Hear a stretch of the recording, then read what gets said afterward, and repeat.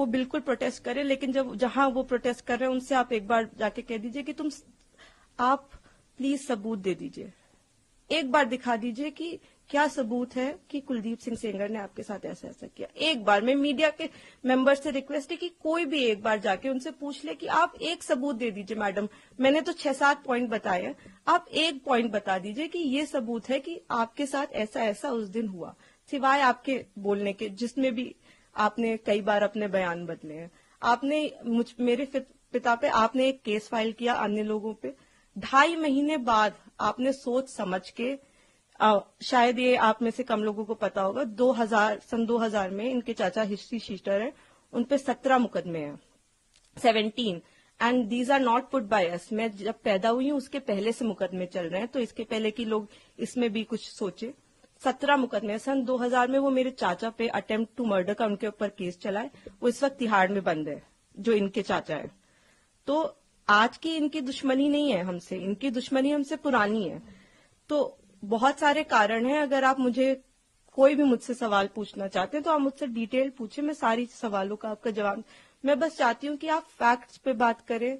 आप एक बार, मैं भावनाएं समझती हूँ सबकी, किसी को भी, मुझको, मैं खुद एक बेटी हूँ, मुझे ये कहानी किसी बच्ची की सुनाई जाती तो मैं भी शायद ट्विटर पे गालियां ही लिख रही होती, लेकिन उस कहानी में कितना सच है ये जान लीजिए कि दूसरी तरफ भी हैं बेटियां, दूसरी तरफ भी लोग हैं। जिस इंसान को आप इतना बुरा समझ रहे हैं वो नहीं है, वो 2 बच्चियों के, और मैं इसलिए नहीं कह रही कि आप आर्ग्यूमेंट्स वो लेके आए, लेकिन वो भी इंसान, क्या उन्होंने देखा भी आंख से? आप एक प्रूफ दे दीजिए और आप मेरे पिता को फांसी पे चढ़ा दीजिए। मैं कह रही हूं, अगर एक भी सबूत है कि मेरे पिता ने उस लड़की की तरफ आंख उठा के भी देखा है तो आप मेरे फादर को फांसी दें। लेकिन अगर वो सबूत नहीं है तो हमें पूरा हक है कि हमारे भी सबूत सुने जाएं। प्लीज हमें वो मौका दीजिए। ये जो जगह उससे 17 किलोमीटर दूर मेरे फादर की लोकेशन है, वो खुद उस वक्त फोन पे बात कर रही हैं जिस वक्त उन्होंने ये टाइमिंग अलेज की है। तो इतने सारे सबूत होने, एम्स की रिपोर्ट है जो बता रही है कि वो 18 साल के ऊपर है और वो खुद को माइनर 15 साल की बच्ची बताती हैं। मैं बस ये आपके माध्यम से कहना चाहती हूँ कि मैं समझ रही हूँ कि आपकी भावना एक तरफ जुड़ी हुई है, क्योंकि आपने ये सारे फैक्ट शायद कभी सुने नहीं है और ना किसी ने हमें नहीं अप्रोच किया कि आप अपना, आपके फैक्ट्स क्या है। किसी ने उनसे कभी पूछा कि आप एक सबूत दिखा दीजिए कि आपकी तरफ कुलदीप सिंह सेंगर ने कभी आंख उठा के भी देखा। मैं कह रही हूँ अगर वो दिखा दे तो वो फांसी दे दे, लेकिन आप इस तरह का अनड्यू प्रेशर बना के, वो उन्होंने क्या किसी को बताया कि वो एक पॉलिटिकल पार्टी से एसोसिएटेड है? 2022 में उनकी मां ने विधानसभा का चुनाव लड़ा हुआ है उन्नाव से। ये सब चीजें वो नहीं बताएंगे क्योंकि वो सब चीजें उनके नैरेटिव को सूट नहीं करता। हम भी 2 बेटियां हैं, 8 साल से ड्यू प्रोसेस, मतलब हम कभी धरना देने नहीं बैठे, हम कुछ नहीं किया, हम ड्यू प्रोसेस पे विश्वास रखते, और आज भी हमें पूरा विश्वास है कि अंत में, क्योंकि हमारा केस इतना स्ट्रांग है, अंत में हमारी जीत होगी। लेकिन 8 साल हो गए, मैं आपसे हाथ जोड़ के विनती करती हूँ कि प्लीज एक बार मेरिट्स पे हमारा केस सुन लिया जाए। हम कोई दरिंदे नहीं है, हम भी नॉर्मल परिवार हैं, और वो हमें कुछ भी पावरफुल बोल ले या कुछ भी कह ले, असल बात तो यही है ना कि 8 साल से इतने सबूत होने के बावजूद वो जेल में बंद है क्योंकि एक बार आपने ऐसा झूठा इल्जाम उन पे लगा दिया। मैम, और जो आप फैक्ट्स की बात कर रहे हैं,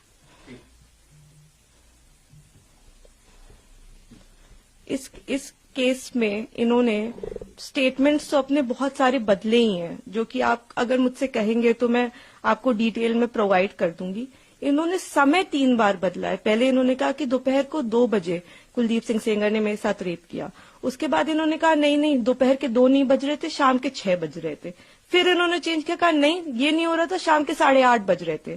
जब सीबीआई ने मेरे फादर की लोकेशन निकाली तो उनकी लोकेशन 17 किलोमीटर दूर उनके उन्नाव ऑफिस की पाई गई।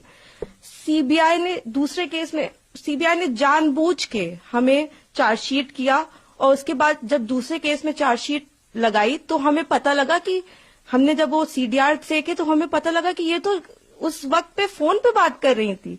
तो सीबीआई ने भी जानबूझ के, आई डोंट नो किस प्रेशर में आके, सारे इंस्टीट्यूशंस, लेकिन सीबीआई ने प्रेशर में आके हम पे, इनके कहने पे चार्जशीट लगाई। मैं देखिए किसी पे इल्जाम नहीं लगा रही, मैं बस ये कह रही हूँ कि अभी भी ये सारे तथ्य हमारी अपील में मौजूद है। हमारे पास इनका एक रिकॉर्ड है।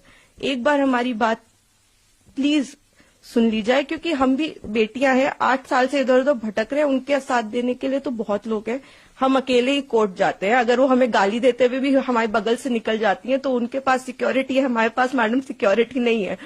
वो गाली भी देती है तो भी सब कहते हैं कि तुम्हें अपने पापा को निकालना है ना बेटा, तो सीधे देखती रहो, गाली खाती रहो, लेकिन तुम्हें जवाब नहीं देना है। हमने आज तक किसी को जवाब नहीं दिया, यही सोचते हुए, क्योंकि हम प्रोसेस में कि हम हर चीज सही ढंग से करेंगे, हम किसी ऐसे वैसे लोगों के पास नहीं जाएंगे, तो कहीं ना कहीं इतने सबूत है इसमें कि हमें जीत मिलेगी।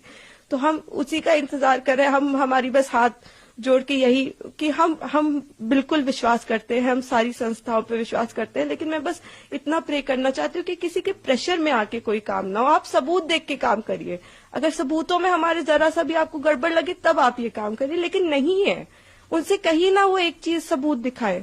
वो बोलते हैं कि ट्रक वाला जो एक्सीडेंट बताते, कितनी मिस इन्फॉर्मेशन है कि 11 बार कि हो सकता है। IIT दिल्ली, CBI, NHRC सारी की एक्सपर्ट टीम बनाई गई थी, इसमें सबने पाया कि वो नेचुरल एक्सीडेंट था। मेरे फादर उस केस से डिस्चार्ज हो चुके हैं, लेकिन आप देखिए आपको कोई मीडिया चैनल नहीं बताएगा कि मेरे पिता उस केस से डिस्चार्ज हो गए थे, जिसमें वो कह रही हैं कि लोगों को मरवाया। आज भी आपने यही नैरेटिव बना रखा है कि लोगों को मरवाया। मतलब इतना झूठ, इतना मिस इन्फॉर्मेशन है वहां पे कि मैं बस रिक्वेस्ट करना चाहूंगी, प्लीज किसी तरह का मिस इन्फॉर्मेशन मत फैलाएं। आपके जैसे भी सवाल हो आप मुझसे पूछ लें।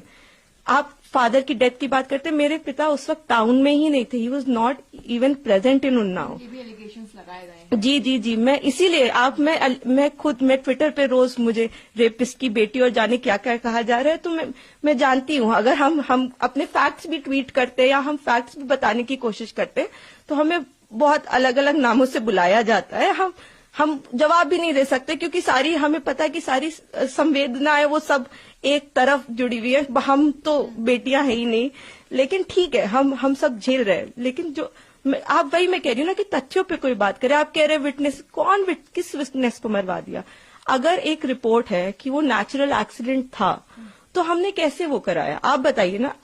IIT दिल्ली तो झूठ नहीं बोले, एक्सपर्ट टीम्स बनाई गई, इतना प्रेशर बनाया गया। मेरे घर में रोज रेड मारते थे, रोज मेरी माँ को परेशान करते थे, मुझको परेशान करते थे, क्योंकि उस वक्त भी इसी तरह मीडिया में प्रेशर बनाया गया था।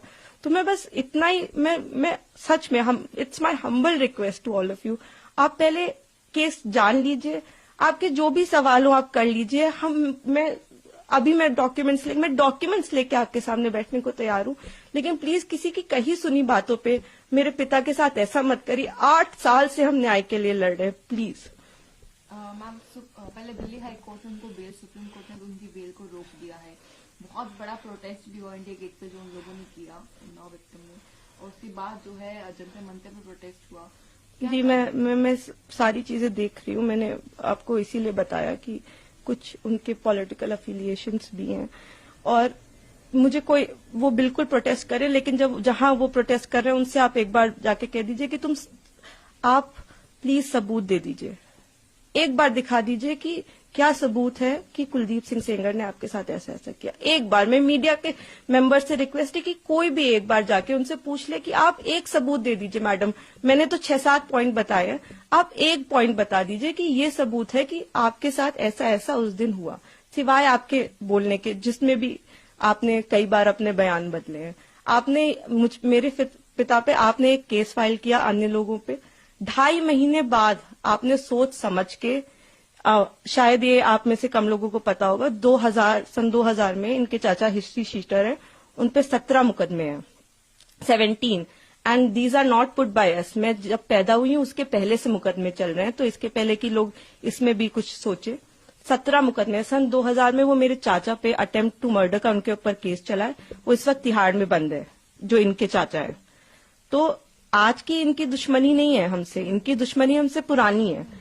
तो बहुत सारे कारण हैं। अगर आप कोई भी मुझसे सवाल पूछना चाहते हैं तो आप मुझसे डिटेल पूछे, मैं सारी सवालों का आपका जवाब। मैं बस चाहती हूँ कि आप फैक्ट्स पे बात करें। आप एक बार, मैं भावनाएं समझती हूँ सबकी, किसी को भी, मैं खुद एक बेटी हूँ, मुझे ये कहानी किसी बच्ची की सुनाई जाती तो मैं भी शायद ट्विटर पे गालियां ही लिख रही होती, लेकिन उस कहानी में कितना सच है ये जान लीजिए कि दूसरी तरफ भी हैं बेटियां, दूसरी तरफ भी लोग हैं। जिस इंसान को आप इतना बुरा समझ रहे हैं, वो नहीं है, वो दो बच्चियों के। और मैं इसलिए नहीं कह रही कि आप आर्ग्यूमेंट्स वो लेके आए, लेकिन वो भी इंसान, क्या उन्होंने देखा भी आंख से? आप एक प्रूफ दे दीजिए और आप मेरे पिता को फांसी पे चढ़ा दीजिए। मैं कह रही हूं, अगर एक भी सबूत है कि मेरे पिता ने उस लड़की की तरफ आंख उठा के भी देखा है, तो आप मेरे फादर को फांसी दें। लेकिन अगर वो सबूत नहीं है, तो हमें पूरा हक है कि हमारे भी सबूत सुने जाएं। प्लीज हमें वो मौका दीजिए। तो मैम, आपने फैक्ट्स का जिक्र किया है, तो जब इनको बेल दी तो क्या इन्हीं फैक्ट्स के बेसिस पे बेल मिलती है, कहना सही होगा? बिल्कुल, आपने शायद डिटेल्ड ऑर्डर देखा होगा, उसमें आप मेरे जो सीनियर एडवोकेट रहे, उन्होंने मिस्टर एनहरियरन जी, उन्होंने सारे पॉइंट्स पे आर्ग्यू किया था। उन्होंने आर्ग्यू किया था कि ये माइनर नहीं थी, एम्स की रिपोर्ट है। उन्होंने आर्ग्यू किया था कि 3 अलग अलग इन्होंने टाइम बताए। उन्होंने आर्ग्यू किया था कि हमारे पिता की सीडीआर लोकेशन 17 किलोमीटर दूर की। उन्होंने आर्ग्यूमेंट किया था कि ये फोन पे है। आप, ऐसा नहीं है कि कोर्ट के सामने हम जाके कह दिया हम पब्लिक सर्वेंट नहीं है और कोर्ट ने कहा कि आप रिहा हो जाइए। हमने सारा पूरी चीज कोर्ट के सामने प्रस्तुत की और हर चीज लीगली हुई है। मैं कह रही हूँ कि जो लोग ऑर्डर का ऑपरेटिव, आप पूरा ऑर्डर पढ़िए ना, कि क्या हमारी तरफ से सिर्फ एक ही आर्ग्यूमेंट किया गया है। हमने पूरी चीज, हमने 5 पॉइंट अपने कोर्ट के सामने रखे हैं। तो अभी आखिरी सवाल है मैम मेरा आपसे, अभी सुप्रीम कोर्ट ने ब्रीफ को आप कैसे देखते हैं? देखिए, ये तो आप लोग बेहतर समझते हैं कि वेकेशंस में, और आपने